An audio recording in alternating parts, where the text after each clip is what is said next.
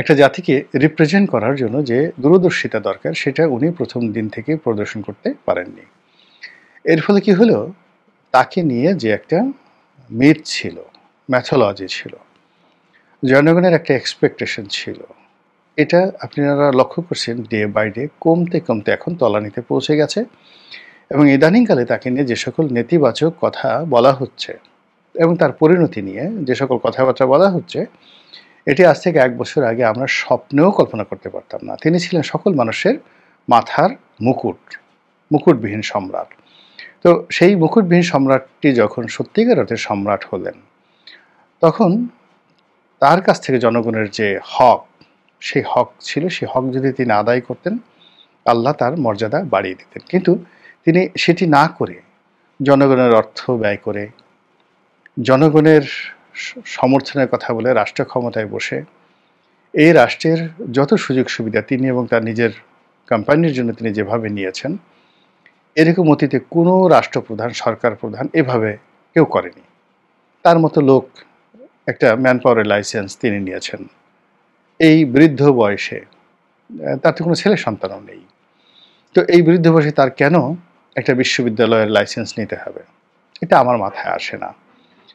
এরপরে তাকে খুব তড়িঘড়ি করে কেন, কী কারণে তাকে সেই গ্রামীণ ব্যাংকের তার যে শেয়ার ছিল, শেয়ারের যে টাকা প্রায় ১২০০ কোটি টাকা, সে ১২০০ কোটি টাকা কেন তাকে ইমিডিয়েটলি সেখান থেকে নিতে হবে?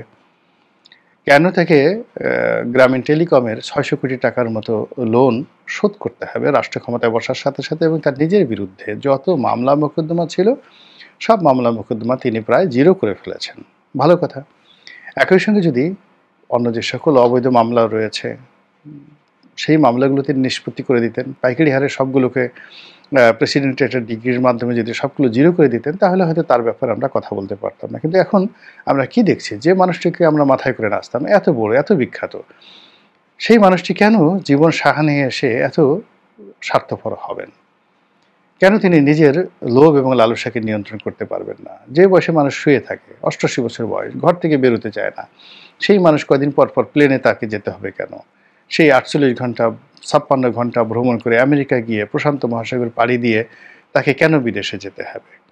এখানে তো সুস্থ মানুষও গেলে অসুস্থ হয়ে যায়। এই যে এটা একটা মনোরোগ, এক ধরনের রোগ। যখন এই কাজগুলো, বাহুল্য কাজগুলো মানুষ করতে থাকে, তার নিত্যনৈমিত্তিক দৈনন্দিন যে রেগুলার কর্মকাণ্ড রয়েছে, এই কর্মকাণ্ড বাদ দিয়ে যখন মানুষ তার এই মূল্যবান সময়কে বাহুল্যময় কাজে ব্যয় করেন, তখনই তার রিজিক বন্ধ হয়ে যায়, তার সম্মান নষ্ট হয়ে যায় এবং তার ব্যক্তিগত জীবনের দুর্ভোগ এবং দুর্দশা শুরু হয়।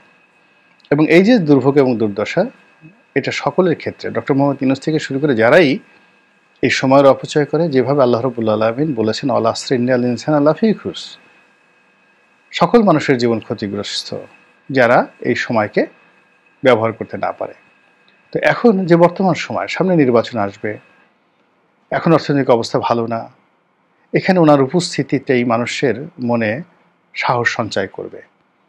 অথবা তিনি এখানে বসে থাকলে বা এখানে তিনি অফিস করলে, ইভেন তিনি যদি তার যাওয়ার পরিবর্তে তার প্রেস সচিব ডক্টর শফিককে, না উনি ডক্টর না, প্রেস সচিব শফিকুল আলম যিনি আছেন, তাকে যদি পাঠাতেন, যাও তুমি জাতিসংঘে ভাষণ দিয়ে আসো, বলেন তো কি এমন অশুদ্ধ হতো? আর উনি ভাষণ দেওয়ার ফলে এমন কি জাতিসংঘের কি এমন উপকার হয়ে যাবে, বিশ্বের এমন কি উপকার হয়ে যাবে, আমাদের এমন কি উপকার হয়ে যাবে? কাজেই যখন তার মতো মানুষ সদল বলে এই যে অপ্রয়োজনীয় কাজকর্মগুলো করছেন, সঙ্গত কারণে বলা যায় যে তিনি এইবারে যে ফিরে আসবেন, তার অন্য সময় ফিরে আসার চাইতে এবারে ফিরে আসাটা করুণ হবে, এইবারে ফিরে আসাটা হতাশাব্যঞ্জক হবে। এবং আমরা যারা তাকে নিয়ে বড় বড় আশা করেছিলাম, তিনি নিশ্চিতই আমাদের মধ্যে এরকম একটা হতাশার পরিবেশ তৈরি করবেন, যেটা আসমান থেকে আসবে, আমরা কল্পনাও করতে পারছি না।